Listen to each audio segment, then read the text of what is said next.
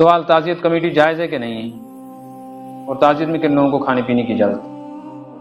تعزیت کمیٹی جو ہمارے یہاں کشمیر میں رائج ہو گئی ہے کہ کسی کے مرنے پر لوگ پیسہ جو اکٹھا کرتے ہیں تو انہوں نے اپنے اپنے محلے کے اعتبار سے یا کنبے قبیلے کے اعتبار سے ایک گروپ بنایا ہوتا ہے، ہم تعزیت کے موقع پر آنے والوں کو کھانا کھلائیں گے۔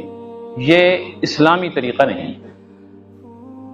اس کا کوئی شریعت اسلام سے تعلق نہیں، بے دینی کی بات ہے اور یہودیوں کی رسم ہے، اور یہودیوں سے اسلام میں داخل ہو۔ جیسے عیسائیوں سے بہت ساری چیزیں مسلمانوں میں آئی ہیں، ایسے یہودیوں سے بہت ساری چیزیں آئی ہیں، اور اسی طریقے سے غیر مسلم اقوام کے بہت سارے اثرات اور نقوش ابھی بھی مسلمانوں میں۔ یہ یہودیوں کا طریقہ ہے۔ اسلام تو یہ بات کہتا ہے کہ جب کسی کے ہاں موت ہو جائے تو جس گھر میں موت ہوئی ہے، ظاہر ہے اس گھر کے لوگ نہ کچھ کھا سکیں گے نہ پی سکیں گے، تو بنانا تو دور کی بات ہے۔ ہمسایوں پر اور قریب کے جو رشتہ دار ہیں جن کا مکان آس پاس، ان کی ذمہ داری ہے کہ وہ ان کو کھانا کھلائیں۔ اب کھانا کھلانے کی دو صورتیں، اگر یہ لوگ غریب ہیں تو اپنے گھروں سے جو عام کھانا بنا ہوا ہے یہی بنا ہوا کھانا لے جائیں اور زبردستی مردوں اور عورتوں کو بٹھا کر کھلائیں، کہیں ایسا نہ ہو بھوک سے یہی مرے۔ اور اگر وہ لوگ خود باحیثیت ہیں جن کے گھر میں موت ہوئی ہے، اللہ نے ان کو گنجائش دی ہے، مالدار ہیں، تو اس کی بھی اجازت ہے کہ محلے کی بچیاں عورتیں ان کے گھر جائیں، انہی کا راشن نکالیں، انہی کے کچن میں پکائیں، ان کو کھلائیں۔ صرف اس گھر کے لوگوں کو کھانے کی اجازت ہے، یا وہ رشتہ دار جن کا میت کے ساتھ براہ راست تعلق ہے۔ مثلا ایک آدمی مر گیا، اس کی بیٹیاں 3-4 ہیں، وہ مختلف علاقوں میں بیاہی ہوئی ہیں، وہ آ گئی، ان کے داماد آ گئے۔ اسی طریقے سے اس کا سگا بھائی ہے، وہ یہاں آ گیا۔ ایسے ہی ماں مر گئی ہے تو ماں کی بہن ماسی آ گئی، باپ مر گیا ہے تو پھوپھی آ گئی، ماموں چاچے آ گئے۔ یہ جو براہ راست بغیر کسی واسطے کے رشتہ دار ہیں، ان کو اجازت ہے کہ یہ کھائیں۔ یہ جو آنے جانے والے دور پار کے ہیں، ان کا اس گھر میں کھانا خود بے شرمی بے ضمیری۔ ایک تو اس گھر میں موت ہوئی، تم بجائے اس کے کہ ان کے لیے کچھ راحت کا سامان بنتے، تم آ کر یہاں کھانے پینے بیٹھ گئے۔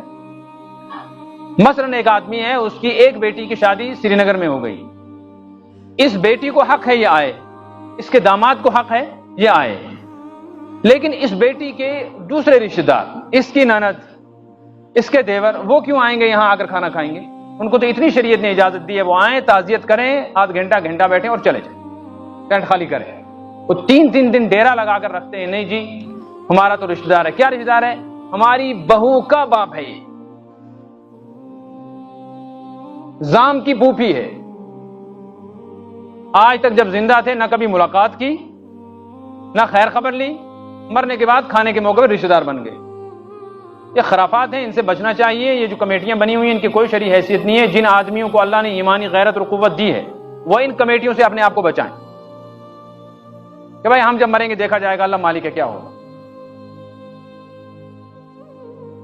اور یہ جو چوتھے والا چکر ہے نا، اب لوگوں نے پہلے تو چوتھے کی ایک الگ رسم تھی، اب نئی صورت بنا لی، کہتے ہیں اگر ہم چوتھے دن نہ کھانا کھلائیں کمیٹی کے بعد تو لوگ چلتے رہتے ہیں تعزیت کے لیے۔ تو اچھی بات ہے نا بھائی، تعزیت کے لیے آتے ہیں تو آئیں، آپ کے ہاں تالا لگا ہوگا، خود چلے جائیں گے واپس، اور صبح شام آئیں گے تو تعزیت کریں گے، چلے جائیں گے۔